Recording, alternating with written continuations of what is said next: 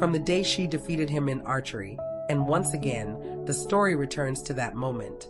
At the competition, who had won? Leon had lost. Now in the present, she asks him directly, "You lost on purpose, didn't you? Tell me the truth." Back then, her brother had been expelled from school. There had been no place for him. Everyone was waiting for Hu to make a mistake so they could remove her and give her brother a spot instead. After all, he was the legitimate child and she was not. Leon looks at her quietly. Then finally, he says, "Fine, I'll marry you." But his voice turned serious. At night, they went to the royal palace. That time, the royal palace was overflowing with energy. Reporters filled every corner. Questions pouring down relentlessly about the prince's relationship with Huju. Were the rumors true or not? While Leon chose to end it all with one bold move, he stepped out of the car, opened the door, and helped Hu out in front of the cameras until Huju became the #1 trending topic. The ordinary girl who captured the prince's heart. Inside the palace, the air was suffocating. The queen, furious at Ian for breaking every rule, ordered the maid to summon him immediately. Ian had no choice but to leave Hu alone in the royal suite and go to her. The queen exploded, demanding he apologize for the scandal and questioning why he brought Hu into the palace. Ian replied with confidence. He brought her to prove he was serious. Then he said it plainly, "I've decided to marry her." And just to provoke her, she joked about acknowledging a child under his name, leaving her stunned before walking away. When Ian returned to the royal suite, he found Hu sitting with Crown Prince Yun, feeding him instantly. Jealousy took over. His anger flared even more.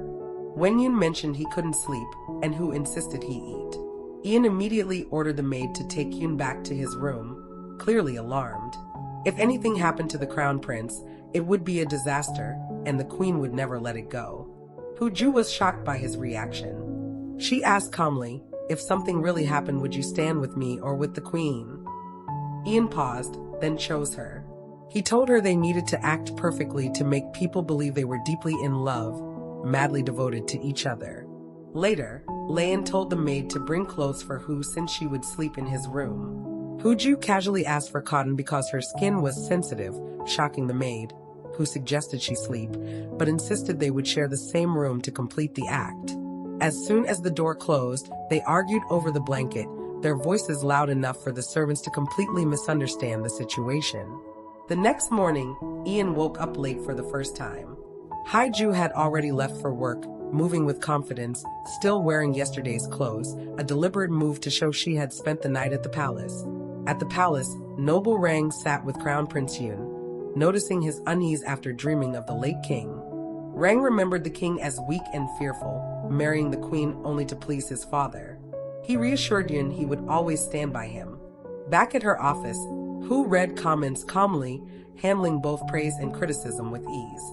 When Mr. Lee asked if she was really going to marry Ian or if it was just drama, she confirmed it. She said yes, she admired him and wanted to stay by his side, especially since they were planning to marry him to someone else. Then she asked him to bless the marriage and speed up the process. Meanwhile, Ian learned the queen had collapsed after hearing his decision, clearly pretending to be ill to block any official announcement since palace protocol forbids celebrations while a senior family member is sick. That night, Hu returned home and called about a post that was deleted instantly. Before she could finish, 4 schoolgirls appeared and threw eggs at her for liking the prince. At the same time, Choi arrived at Ian's office with piles of paperwork, saying he couldn't leave until everything was finished. Huju stayed calm, asking the girls why they were so angry. They said they were Royal 2 scholarship students. She told them to go back to school and focus on their studies instead of this nonsense, warning them not to repeat it. In a church, Mr. Lee appeared. When asked why he had been absent, he admitted his friend was about to get married, and he didn't want it to happen. It became clear he had loved Huju since school, but she had always focused on the prince. When Huju returned to her apartment, she found her father waiting. He scolded her harshly for the scandals 30:0930 minutes, 9 seconds, accusing her of seeking attention. He reminded her of Taya's mother death anniversary. Flashback. Young Huju revealed she was his daughter in front of his wife, who died instantly from shock. Since then, her father saw her as a curse. Now, He demanded she give up her company or he would disown her. Huju stood firm. She told him he never loved her, only Tayo, because she was the mistress's daughter. She refused to give up her rights or her company and walked away. Soon after, Ian called and asked, "Are you okay?" That simple question broke her. No one had ever asked before. She said she needed time alone and would talk tomorrow, then hung up. She realized she wasn't greedy, just a child seeking her father's love. A knock interrupted her. She grabbed a baseball bat, thinking someone might attack. But when she opened the door, Ian stood there. He walked in quietly and sat with her, bringing sandwiches after noticing her voice earlier. At the palace, Choi panicked because Ian had left his work and the queen must not find out. Huju opened up to Ian about everything. The online attacks, her father's threats, and the girls who threw eggs at her. 3 Because of this, Ion decided to take her back to the palace with her bag. The servants were shocked when they learned she would be living in his royal suite. The head servant approached her calmly, asking her to relax, promising to show her the entire suite the next day. Before sleeping, Huju called. Surprised he was still awake, he told her he had work to finish. She immediately joined him. In his office, Huju sat beside Prince Aizen and admitted she had been comfortable in her apartment. The palace was far and the daily commute would be sex housing. Then she asked why he agreed to marry her. An laughed, "Because you're rich, the richest woman in the country. That matters now. You'll be the royal family's shield in front of the public. People are attacking them over tax spending and your wealth will silence them," he continued. "Second, you're beautiful. Everyone sees us as a perfect couple." Then his tone shifted. "Third, if I said I wanted the throne, people would condemn me. But you'd understand. Our partnership matters more than anything they say." The next morning, guards stormed into the royal suite and formally accused Huju of being involved in the palace fire, even claiming she had a history of hostility toward the royal family. Huju stayed calm and tried calling, but he didn't answer. He was in a ceremony without his phone. She quickly contacted secretary asking her to reach him. When access was blocked, a bold idea came to mind. Using a royal badge and name, they managed to enter the shrine and find him. By chance, they ran into Choi, who helped them. Meanwhile, Huju was taken for investigation. Before things escalated, and arrived, stood before everyone, and defended her in front of the queen. There was no evidence. At that moment, Huju pretended to faint before things worsened. Ian carried her back to the royal suite in front of everyone. Once inside, she stood up pleased with her act. She told him she wasn't afraid of prison. She faced lawsuits every year. She was already thinking about which lawyer to hire. Confident she would escape again, especially after the queen's threats were overheard by the servants. Within moments, rumors spread. Their love story became the center of attention. That night, Huju met Ian outside the palace. After making him sneak out, she gave him tea and vitamins to help him sleep. As he leaned closer, he whispered that someone was watching them and taking photos. The next day, everything exploded. The palace buzzed with talk of their relationship. No one believed it was just a rumor anymore. A meeting was called.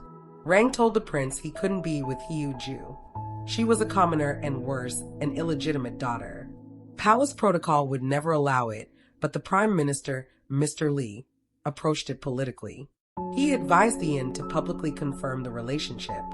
If he abandoned her now, it would become a massive royal scandal. Instead, he suggested announcing they were only at the beginning of their relationship, getting to know each other, delaying marriage to calm public outrage. Rang agreed, but insisted Huju leave the royal suite and return home. This time, Ian refused. If she goes back, her life will be in danger. "I won't be responsible if something happens." He insisted she stay in the royal suite. It was safer with guards and servants everywhere. Mr. Lee seized the moment, adding that if Huju stayed in the royal suite, Ian must also remain in the palace to avoid further rumors, clearly trying to keep them apart. When the queen learned what happened, she lost control. She lashed out at Rang, furious he allowed this, saying his decision gave Huju legitimacy. Her presence alone in the royal suite elevated her status. Rang snapped back. "If you knew this, you should have controlled yourself instead of accusing her of the fire." You turned her into a victim and made the prince more attached to her, she continued.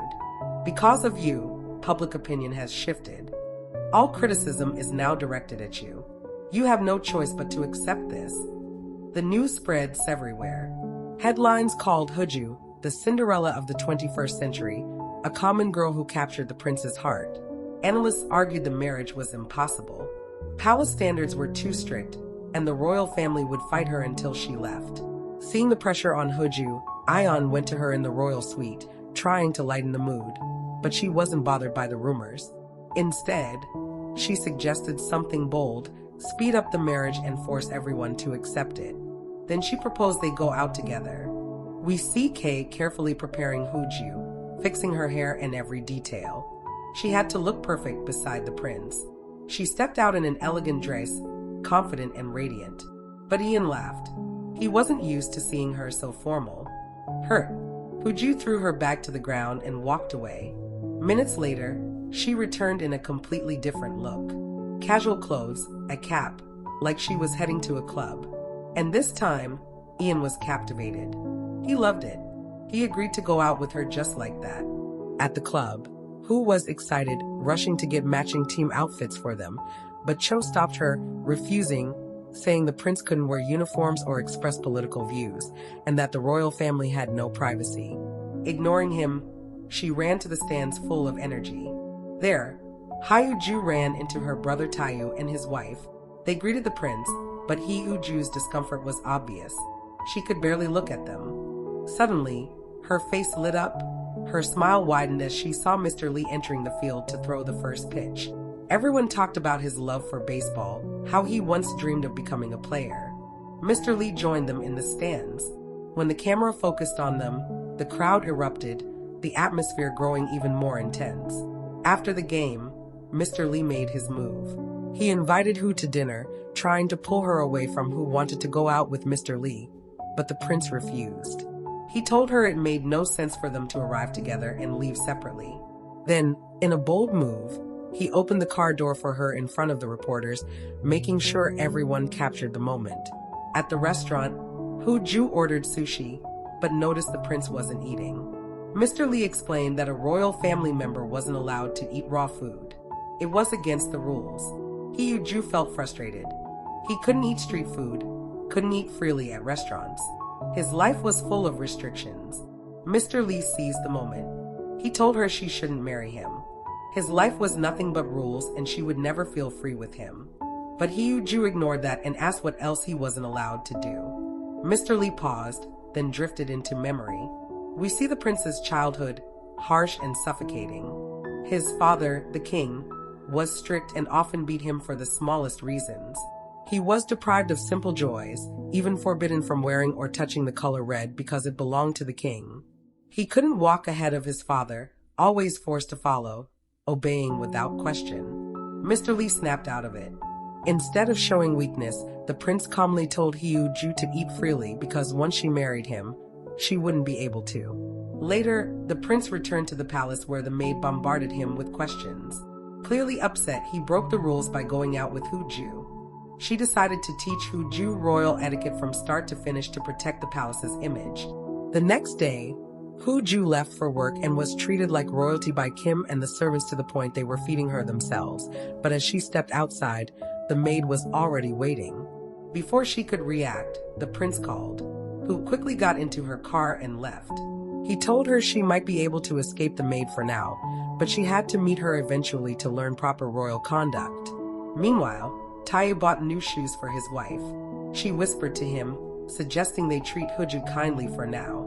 Once Huju married the prince, she wouldn't be allowed to run her company. So, it was in their best interest to support her, give her expensive gifts, and approve the marriage. At the same time, Huju bought new clothes to impress the prince. But when she returned to the palace, the maid was waiting again, insisting it was time to learn etiquette, how to stand, walk, and speak like royalty. Hu tried, but her walk looked more like a soldier than a queen, making it almost comical. Yet, within moments, she managed to win the maid over, even flipping the dynamic. The second she saw the prince, she ran to him, begging him to take the maid away because she couldn't handle the training anymore. The next day, Lean sat with Mr. Lee playing chess.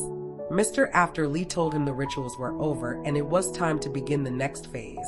Leon dismissed him, disappointed he didn't support his marriage and refused to bring it up again in the meeting.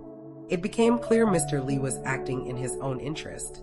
But if Leon acted the same way, the country would fall into chaos. Meanwhile, the maid explained royal funerals to Huju. The last one had been in 2005. The Queen Hyen had died 20 years ago in a car accident. The king died 7 years later from a heart attack, and 3 years ago the prince's brother, Crown Prince Yun's father, died in a fire. Since then, royal funerals had been kept secret. Hearing this, Hu broke down in tears and ran to her room. 39:50 minutes, 50 seconds. She searched the incidents online, the accident, the heart attack, the fire, and felt a deep guilt toward the prince. She tried calling him, but he didn't answer. At that moment, Lion was with the queen. She introduced Zhang and said there was a royal dinner with correspondence the next day. Since she was unwell, she suggested he take Zhang instead. Leon responded coldly, saying she seemed too sick lately and might even have something contagious. He ordered the maid to have a doctor check her 3 times a day. As for the dinner, he would go alone. He left without waiting for a reply. Back in his office, he ordered Choi to investigate Zhang's background. Then he called Hu, asking irritably if she needed anything because he was busy. Huju stayed calm.